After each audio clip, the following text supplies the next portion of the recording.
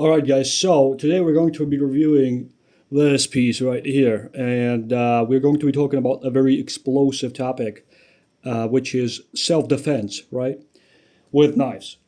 I just finished watching a video by Metal Complex. I think it was called the Knife Talk or the Knife Guy Talk, episode 249, TKG, and in it he was talking about how bad and how terrible of a self-defense weapon knives are. Like he's saying that it's almost as bad as if knives were worse than having nothing, which is fucking ridiculous. Can we just all agree with that? He was talking about how pepper spray is infinitely better in a self-defense situation, which is very contextual, right? It's very fucking contextual. And honestly, if you're very close, if you're actually struggling with a person, then a knife might actually be even better than a pepper spray. Pepper spray is better before the argument starts, I think, right? But anyways, we will get back to that in a little bit. I just opened up this knife. It came in this box. I actually ordered this off of Temu because I saw a review of the We All Juggle Knives channel of this knife, and it was pretty positive, and it seemed really high quality for the price especially. And I actually bought this for like 17 bucks plus shipping, 20 shipped. 20 shipped for this knife. I mean, can you imagine that? Look at it. And so there had to be some caveat to it, and it's pretty wild that it's as good as it is, and we're going to be reviewing it. It came in this box, and I read it. It's basically saying what company this is, but this is in Russian. So what I think happened was they produced a bunch of these for Russians to sell in Russia, but then they also got a contract to produce them by their own. I don't know if they got benefits for that or if they just did it because they are the factory and they can do it. And this thing has no trademarks specifically, even though they're using literally that company's box. So I don't know, maybe they do contract it. But the point is, this is a very special piece. The name of it, you can't really like specifically choose one name because it's a generic knife, right? But I will try to put that in the title, the closest thing. It is D2 steel, and the way you open it is by doing that. So that. So you pull back on the scale, that unlocks the blade, and then it just moves. I have kind of tightened it because there was just a tiny, tiny smidge of play in the blade, and I tried to eliminate it. There's still just the minutest amount if I muscle it, but otherwise it's good, and I can freely deploy it. It does take some effort. So this is not really a kind of knife that you want to be carrying for self-defense just because of that deployment. How you could fix that is you could actually install a thumb stud right here, as long as it does not affect the path of the blade opening. And once you do that, you can actually just flick it out. And that's going, you just have to be careful with the handle because it will, a little bit of it will come back when you do that, but I'm sure it will work with a thumb stud. Once you do that, you can actually use this for self-defense. But regardless, I mean, look at the size of this blade. Let's just measure it real quick. Okay, zero the caliper. Perfect. And let's see the blade from right here. Well, sharpened length would be 4.5 inches, about 4.5 inches, and with the choil area, unsharpened area, 4.8, somewhere around that. So that's pretty long of a knife for the price especially. You don't commonly see these size of knives in this price range from normal companies, right? It does have these full liners and contour G10 scales with a very interesting milling pattern. It has golf ball pattern right here, which is insanely grippy. I mean, almost too grippy. This one is much more smooth, but I mean, this is not going anywhere from your hand, especially with this guard and the swell and this 3D contouring all the way around, which is insane for the price. And this is actually G10. It feels like G10, it acts like G10, it weighs like G10. And it is quite a hefty knife. I can't tell you how much it weighs. Actually, well, I could get the scales, I suppose. Hold on a second. Yeah, so here we go. I brought the scales because this is a large knife. You might want to know how much it weighs. 100, wait, hold on. 189 grams. Okay. I mean, that's not terrible, right? For the blade that you're getting. And let's measure the thickness, actually. Put this aside. Let's measure the thickness of it.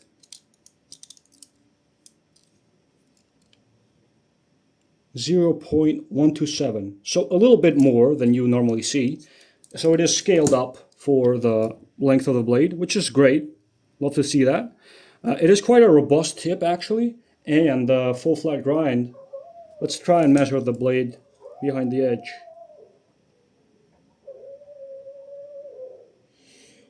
Let me just get in there. Just at 0.01. That's pretty good. That's actually really good, believe it or not. I'm pretty sure that's, yeah, 0.01. Like, that's not bad. Let me just compare it to, say, this custom piece that I made, which is Kaiser Harpoon. This does have quite a longer edge itself, so it's going to be probably thicker. That's surprising. This one is 0.02. Wait, hold on. This one is 0.02. This one is... Oh, wait. It's 0.01. Yeah. Yeah. 0.013. This one is 0.02. So this is much thicker, but most of the reason is that this has a low edge angle, and the edge is much larger on this than it is on this. So practically this is probably still a slicier knife, while this is a more shallower angle, or higher edge angle rather, than this. So there's that. Now, man, I love this little guy. I really do. Doesn't get enough carry because of the loss, unfortunately, but let's get back to the topic of self-defense, right? And we will discuss the value proposition of this knife. Wow, that's a strong detent. It's almost impossible to open two-handed. But you can, oh my god, what's going on? You can, like I said, use this for self-defense. And let's get this straight. In the video, Metal Complex says, guys, pepper spray, people see pepper spray, they want to run. No, they fucking don't. No, they fucking don't. In fact, like 10% of all population is immune to most effects of pepper spray.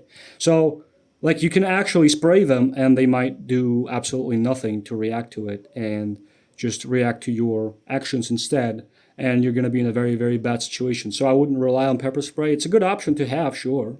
Like, why not? Of course. But just pepper spray alone isn't enough, if you ask me. It's probably enough for most situations, for most people, but not for everything. And for that, I would recommend something like this knife. Because when somebody sees this, now that is a big deal, right? You see someone with this in their hand, you're not as afraid of getting sprayed in your eyes. You're afraid for losing your fucking life, right? Because this could easily fucking take it. And so if you're dealing with an unhinged psycho, even an unhinged psycho will not want to be fucking stabbed, right? And we're not talking about dealing with, I don't know, combat veterans and people who are experts. Probably someone who's going to jump you is just a thug, right? That's the most likely person to jump you. And they're probably still going to have more experience than you, but they will know better than getting stabbed, right? I mean, that's just common sense here.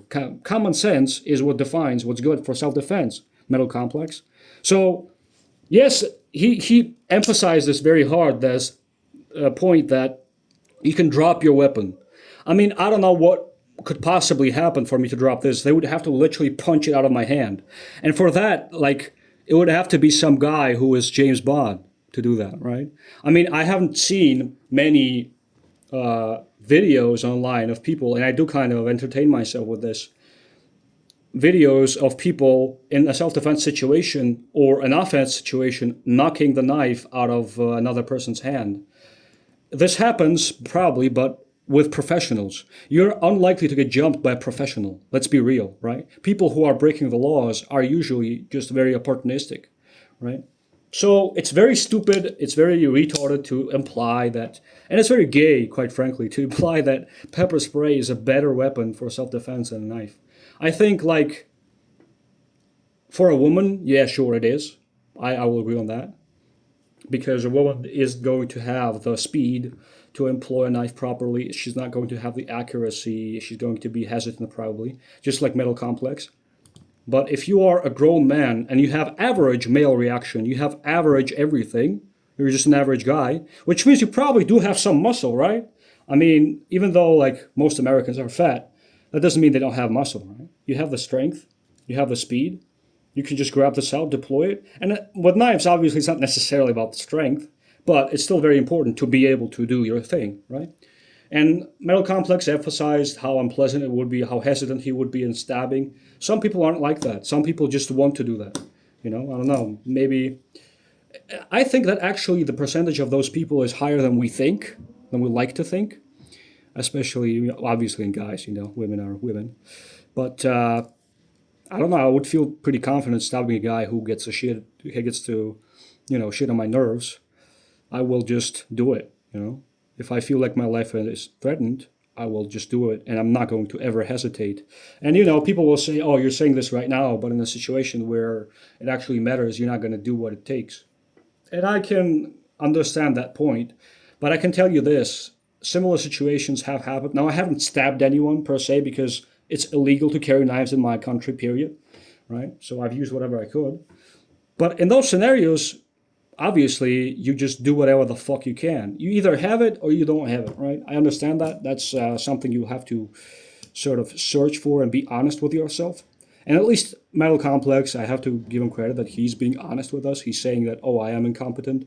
I wouldn't be able to do that. And that's fair, right? But I don't think that his advice applies generally. I think that average guy isn't going to be that gay, in my opinion, to the point where he's like, oh, I wouldn't stop a person if he's threatening me. Like, no, you should, especially if you have a family, right? It could be this, or it could be as small as this. A fixed blade, which is better, more reliable, easier to deploy. Much easier than this, that's for sure. This isn't the best knife for self-defense, I'll be honest, just because of the deployment. And, that's just how it is. There's better options even within folding knives. But it will work, right? This, though, is almost perfect for it. I mean, look at it. Now, this is where we enter the conversation of piercing versus slashing, right? So you can stab someone or you can slash. And both work in a self-defense situation. But here's the deal. If you just stab someone, it probably has less immediate stopping power than a good slash, right? If you slash somebody's arm, for example, with this, which is probably the easiest thing to do, they will have to attend to it because they will see a fountain of blood everywhere. If you stab someone, they might not even notice it initially, right? That's how it usually goes.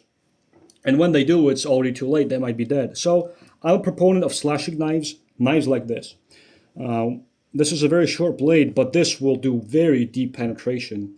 And this will open somebody up enough to where they will have to attend to themselves. And Metal Complex in his video actually referred to OTFs as the best self-defense knives. And I own an OTF. I own a couple of them. But let me tell you, they are not the best self-defense knife. They're just not. They're just not. They deploy just as fast as any other knife. Like maybe not as fast as, not as slow as this, because this one is, it's just sluggish a little bit. And like I said, this is not the greatest tool. But if you just take a good manual knife or a fixed blade, he did say fixed blades are better, right? But I will say this, that, for example, right, even, a review coming soon, by the way, I got this crazy deal on this for like $90, which is insane, under $90. That's crazy. This is Corsair Launch 15 in MagnaCut. And look at this. I mean, you take this, you deploy it, it's just as fast as an OTF. Considering that for an OTF you're using a switch, for this you're using a button, whichever. I guess this kind of thing would be harder to reach, and then you have to adjust your grip. With an OTF you can just do this, but then you have to kind of adjust your grip again. But hey, the idea is the same. OTFs are not anything special. It's a strong lock. Now this is a plunger lock, but Metal Complex was talking about stabbing people as if the locks would break. Like, there is probably not a single production knife of a major company in existence that wouldn't hold up to stabbing flesh. I mean, get real. It's flesh. It's not wood. It's soft material. We're mostly made of water. right? Even if you stab into bone, then the tip is getting straight, not the lock, right? And bone, while it is within the human body, is quite soft. It's not like, when it dries up. So that's ridiculous to me that he would suggest that knives would, unlock on you. That's the most ridiculous. Maybe like those spine locks with a fin. Those probably are not the best, like Demko Shark Lock for self-defense, because you could, or your opponent could potentially just, kind of bump it and boom, your knife's closed all of a sudden. But this, even if you do somehow bump the button, right? Something happens, you bump the button and unlocks, it's going to snap back in place right away because it's an automatic. Like, no matter what position this automatic is in, it is strong enough to where it will just finish opening up and locking up. Not a chance of it staying closed somehow. As long as there is space for it to open up, it will open up. And so, what I'm saying is that OTFs, first of all, are not the best knife. They're just as good, and it's contextual. What do you mean exactly? Like, Emerson opening knives with a catch right here are going to be better than both, right? So that's probably what I would recommend. Let me actually show you an example of that real quick right here. Well, that's a good one. See that? This is a Cold Steel Lynn Thompson Special tie light. And if I just close it right here with this L-shaped liner lock, you can see that it has this bend right here, this hook. And this is knurled, it will catch onto your pocket, and it will deploy basically as soon as you draw it. And this is going to be faster than both of those. And reliability-wise, I will trust my life on this knife in a self-defense situation. I wouldn't bushcraft with it, but in a tactical scenario, you don't need more than this. You don't ever need more than this, in fact. And I would even trust many button locks in this. I really don't think that this will fail on me if I stab someone. I just don't think so. It's light duty use. Stabbing someone isn't hardcore stuff. Now, bushcraft, batoning, that is a different story, That's the most hard-used form of a knife, is bushcraft, because tools are always used. If you look in history, tools have always been more overbuilt. If you look at axes, for example, they're thick. The ones that were used to split wood and chop wood, they're thicker compared to battle axes, because battle axes didn't have to be thick, they had to be light. Same for swords. Swords are much thinner than you would expect. Machetes, which are tools rather than just weapons, are usually thicker. Although, well, that's actually contextual. I wouldn't say they're necessarily thicker, but never mind. The idea is that the tools are always more durable than weapons because tools require more strength than weapons. So knife as a tool, if it's working good as a tool, it has more than enough strength in a tactical scenario. So that's all, Metal Complex, don't be ridiculous. This is a great knife, honestly, for the price, if you're just using it as a tool. Not the greatest for self-defense, but it does have a nasty profile in that regard. It's a great value. One thing I will say, though, is that they didn't come with a second pocket bolt. Maybe this is factory second, that's why they cost so little. It doesn't come with a second screw. For me, it didn't anyway. I didn't bother messaging them because this is just such a great value. Even with this, I can probably replace it anyway. They're bigger screws. They're T8s, I believe, all the way around. And you tighten it by this screw and this screw, which works out okay. You kind of have to figure it out. It's a different system. And I forgot to mention, this is basically a crossbar lock. Forgot to mention that. It does have nice beefy stop pin. Let's actually measure it as well before we finish. Where is the caliper? There it is in blind. Let me try. Can I measure? I can measure this back one at the very least, and it looks to be the same size as the other one. 0.147. For instance, this tie light right here, can I measure it? Probably not. Let me see. The launch, I can measure launch. Check it out.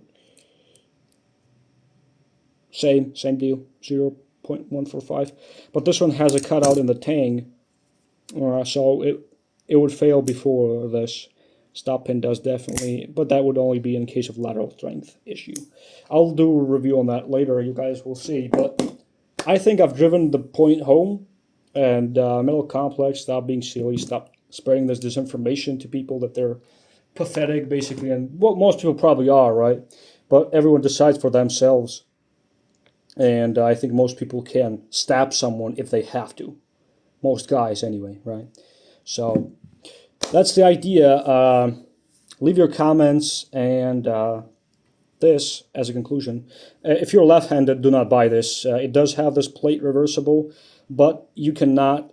It's very hard to deploy this knife left-handed. Let's just say, right? It's just you can't do it, but cumbersome. That's all. Otherwise, this is a good knife. It is slicey. It does have a fuller. The fit and finish is not the greatest. Like, I do feel some sharp edges. The liners are raw. They feel raw. It is skeletonized, but you saw the weight. The G10 backspacer here protrudes. And I think I finished up, right? I like the handle shape. I like the locking mechanism. It is something unique. It's more of a gimmick a little bit, but at the same time, it is a very functional tool. And as long as you take care of it enough, it will take care of you in any situation. And I appreciate your time. That's all. And until the next episode.